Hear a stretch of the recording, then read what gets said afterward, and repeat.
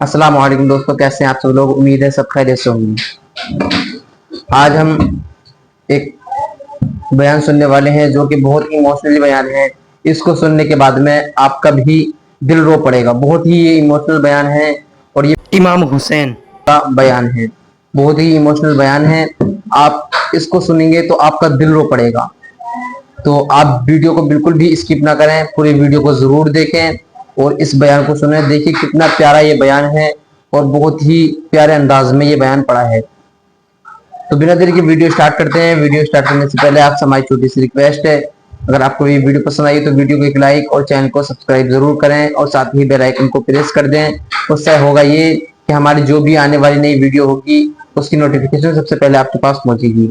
چلیے بنا دیر کے ویڈیو سٹارٹ کرتے ہیں۔ دیکھیے دوستوں، پہلے یہ بیان سنیے، بہت ہی ایموشنل یہ بیان ہے۔ اللہ کے رسول حضرت محمد مصطفیٰ صلی اللہ علیہ وآلہ وسلم بار بار امام حسین کو بلند کر کے دنیا کو یہ بتاتے تھے کہ یہ حسین مجھ سے ہے اور میں اس حسین سے۔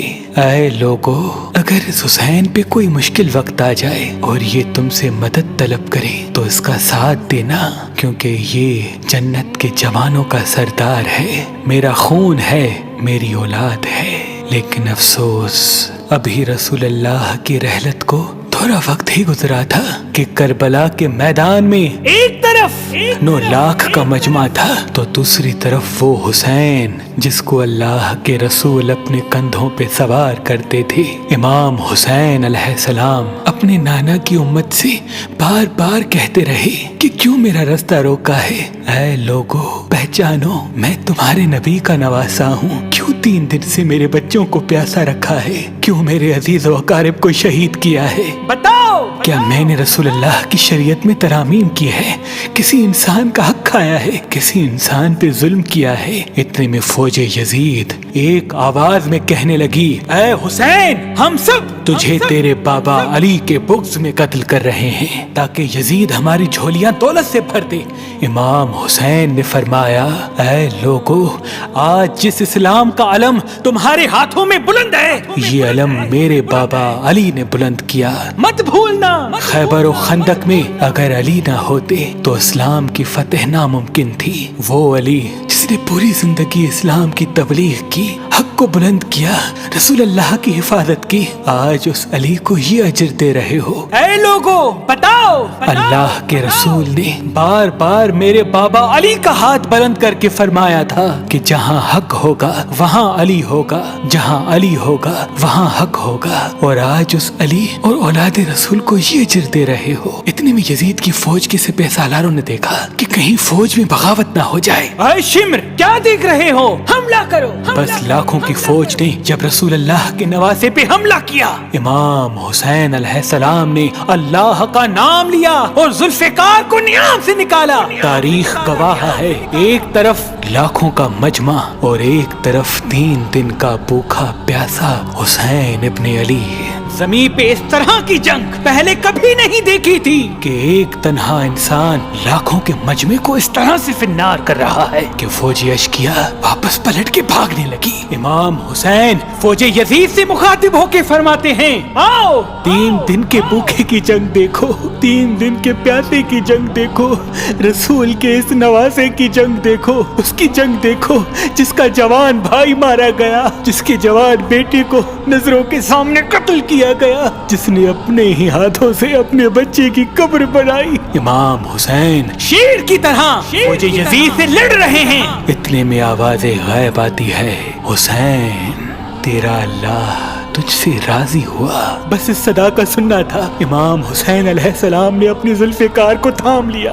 اتنی میں عمر بن سعد کہتا ہے، شمر کیا دیکھ رہے ہو؟ یہ علی کا شیر ہے، اس کو مات دینا ناممکن ہے، جاؤ خیموں کو آگ لگا دو۔ بس کچھ ظالموں نے بیبیوں کے خیموں کو آگ لگا دی اور کچھ امام حسین کو دور سے تیر مارنے لگے۔ امام حسین کبھی بیبیوں کے خیموں کی طرف بڑھتے ہیں، کبھی فوج کی طرف جاتے ہیں۔ عمر بن سعد اور شمر نے فوج کو 4 حصوں میں تقسیم کر دیا اور یہ کہا کہ کوئی بھی حسین کے قریب نہ جائے، جس کے پاس جو چیز ہے وہ دور سے حسین کو مارے۔ جس کے پاس نیزہ تھا اس نے نیزہ مارا، جس کے پاس تیر تھے وہ تیر مارتا رہا، جس کے پاس برچیاں تھی وہ برچیاں مارنے لگا۔ تاریخ نے لکھا جس کے پاس مارنے کے لیے کچھ نہ تھا وہ کربلا کی گرم زمین سے مٹی اٹھا کے امام حسین کی طرف پھینکتا رہا۔ امام حسین کے جسم مبارک پہ ہزاروں زخم لگتے رہے۔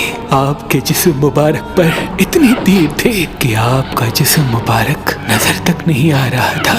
بس جیسے ہی نواسائے رسول گھوڑے کی زین سے زمین پہ آتے ہیں فوج یزید جھومنا شروع کر دیتی ہے، لیکن اتنے میں وہ گھوڑا جس پہ آپ سواری کیا کرتے تھے وہ امام حسین کے چاروں طرف گھومنا شروع کر دیتا ہے تاکہ ان تیروں سے میں اپنے آقا حسین کو بچا لوں۔ وہ گھوڑا دوڑ ہی رہا تھا، اتنے میں عمر بن سعد نے کہا اے لوگو رکو، میں نے اپنی آنکھوں سے دیکھا تھا اس گھوڑے پہ اللہ کے رسول سواری کرتے تھے، کہیں تیر اس گھوڑے کو نہ لگے، اور یوں تیروں کو چلانا بند کیا گیا۔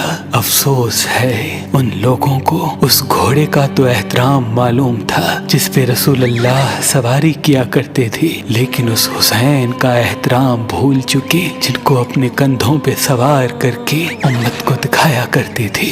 بس امام حسین علیہ السلام زمین کربلا پہ اپنا سر رکھ کے اللہ کا شکر کر رہے ہیں، اور وہاں فوج یزید کے مختلف سپاہی امام حسین کا سر کاٹنے کے لیے قریب آتے ہیں۔ جو بھی قریب آ کے امام حسین کے سر کو دیکھے تو اسے امام حسین کے چہرے میں رسول اللہ کا چہرہ نظر آئے اور وہ چیخ کے دور چلا جائے۔ اتنے میں شمر کہنے لگا یہ کام مجھ سے ہی ہونا ہے۔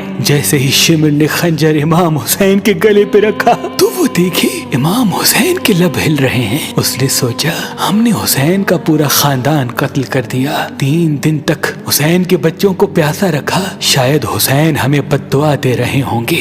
سننے کے لیے کان قریب کرے تو کیا سنے، امام حسین علیہ السلام اللہ کی دربار میں اللہ کی نعمتوں کا شکر کر رہے ہیں کہ اے اللہ تیرا شکر ہے کہ اس عظیم امتحان کے لیے تو نے اس حسین کو چنا۔ اتنے میں امام حسین نے آنکھیں کھولی اور شمر سے کہا اے شمر کیا تو نہیں جانتا میں رسول اللہ کا نواسا ہوں، جنت کا سردار ہوں، حق پہ ہوں، بے جرم ہوں۔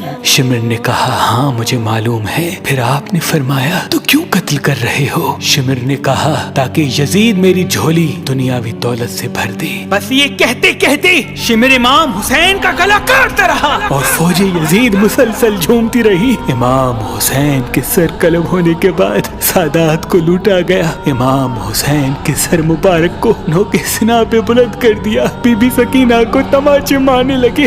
رسول اللہ کی نواسیوں کے سروں سے چادر کو لوٹ لیا اور امام حسین کے جسم مبارک کی توہین کرنے لگے۔ تاریخ نے لکھا امام حسین کے جسم پر جو چیزیں تھیں ان کو لوٹنے لگے۔ اتنے میں ایک شخص امام حسین کے جسم کے قریب آیا۔ امام حسین کے ہاتھ میں ایک انگوٹھی پہنی تھی، اتارنے کی کوشش کی نہ اتری، وہ انگلی کاٹ کے انگوٹھی لے گیا۔ آپ کے جسم مبارک کو رسیوں سے باندھ کے کربلا کی گرم زمین پہ ادھر سے ادھر پھرایا گیا۔ اتنے میں عمر بن سعد نے کہا اے شمر حسین اور اس کی ساتھیوں کی لاش کا وہ حشر کرتے ہیں کہ رہتی دنیا تک کوئی بھی یزید کے خلاف آواز نہ اٹھائے، سب کے جسم سے سروں کو کاٹ لو اور سب کی لاشوں کو پامال کر دو۔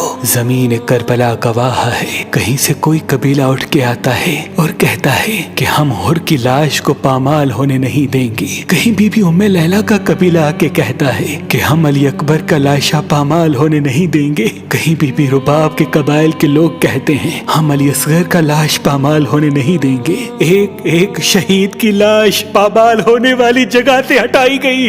تاریخ گواہ ہے صرف رسول اللہ کا اکیلا نواسا کربلا کی گرم زمین پہ پڑا رہا اور مغرب کے گھوڑے مشرق کی طرف، مشرق کے گھوڑے مغرب کی طرف دوڑتے رہے۔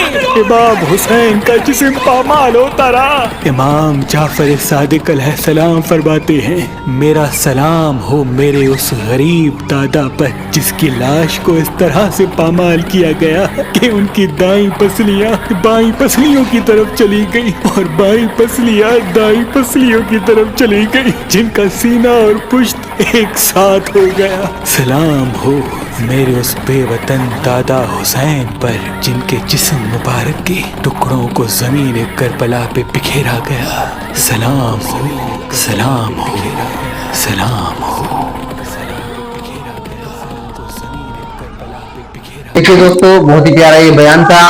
اگر آپ کو یہ ویڈیو پسند آئی تو ویڈیو کو ایک لائک اور چینل کو سبسکرائب ضرور کریں اور اپنی رائے کمنٹ میں ضرور دیں۔ ملتے ہیں نیکسٹ ویڈیو میں۔ السلام علیکم۔